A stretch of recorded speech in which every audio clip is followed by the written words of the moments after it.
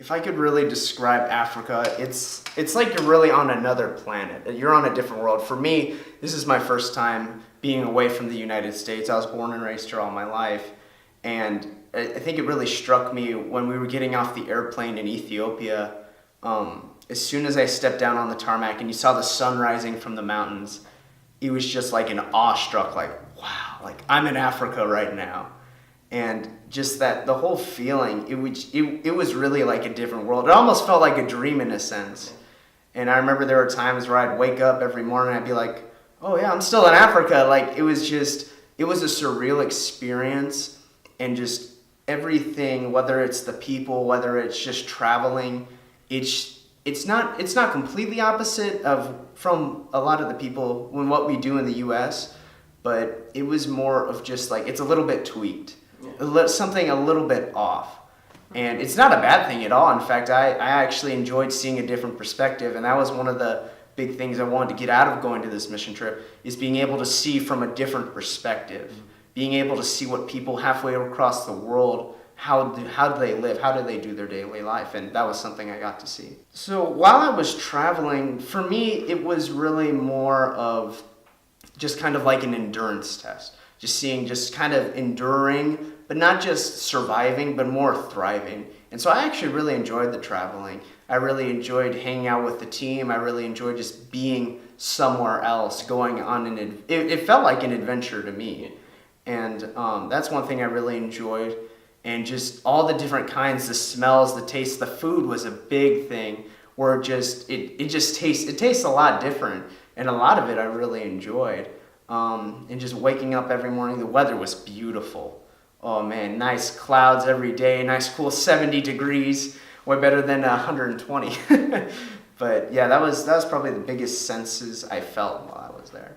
I think what I was expecting to go there is I was expecting more of just kind of like not a regular mission trip, but more like crowded, I felt like.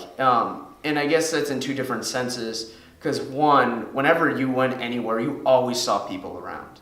Whether they were walking down the sidewalk, whether they were walking down the street. I mean, you just saw people everywhere. And it felt like there was always somebody around you. And so another thing I was really expecting is I was expecting more of, a little more of pushback. Especially when we were evangelizing. I got the opportunity to go out in some villages and just go door to door to these tiny little mud huts and just talk about Jesus. And I remember the first time I was doing it with this lady, she was out back cooking, and I was explaining the gospel to her, and I was just kind of like, it didn't really felt like, she was just like, okay, yeah, I guess so.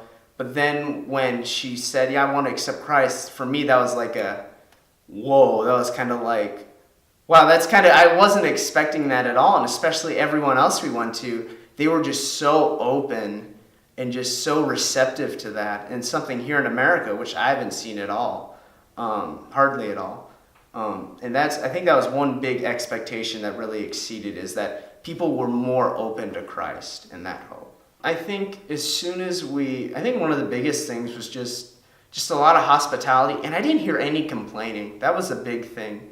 Like there were people that had to drive us back and forth 20-minute trips each way every day. And they wouldn't complain. They wouldn't say, oh, I'm sure, of course. I mean, everybody struggles with that, and that's okay. But they weren't complaining or grumbling about doing that. And I really appreciate them for that. I really appreciate them taking that time out of, I know, their busy day, their work, to make us feel really special in their country. And I really appreciated that. I feel like God, during this trip, was teaching me about endurance. I know about midway through the trip, I really just became really bogged down just spiritually, and I felt like there was a lot of things going on inside my heart and my mind and my spirit. And I felt like during that time, God was telling me that it's okay to endure, it's okay to run that race, and that when you not only endure but thrive through it, because when you come out of it, you feel like you can conquer anything. And it's like building a muscle up. To build a muscle up, you have to break it down first. If you have a muscle that's all covered in a whole bunch of fat, you're not going to build it anywhere. You have to break that fat down and build it up and make it stronger. And that's what I think God did with me. He broke me down and built me back up stronger.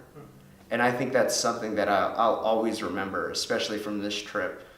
Just that it's like going to another planet. You go to a different world, you experience different things, and you come back and you're changed. And you look at things differently. I mean, I know daily life is the same. I go to work, I go with my family, my friends. It's all the same, but you just see it a little bit differently now. And I think that's one thing I really got out of that. Thank you guys so much for donating, and especially for your prayers. Thank you, my parents, my grandpa. Just thank you so much. I thank the vessel, Peggy Thompson. Thank you so much for all of that stuff. All the ladies at Joann's, thank you for making those bags. They got passed out. They love those bags. That was so awesome. Thank you to my Aunt Lisa for making those little octopuses. Those were really cool. Those were awesome. The kids loved them. Thanks to the vessel. Thanks to everyone else who helped pray and support. I know your prayers and donations made an impact, and they will continue to make an impact. So I pray you guys continue to stay involved, and thank you very much.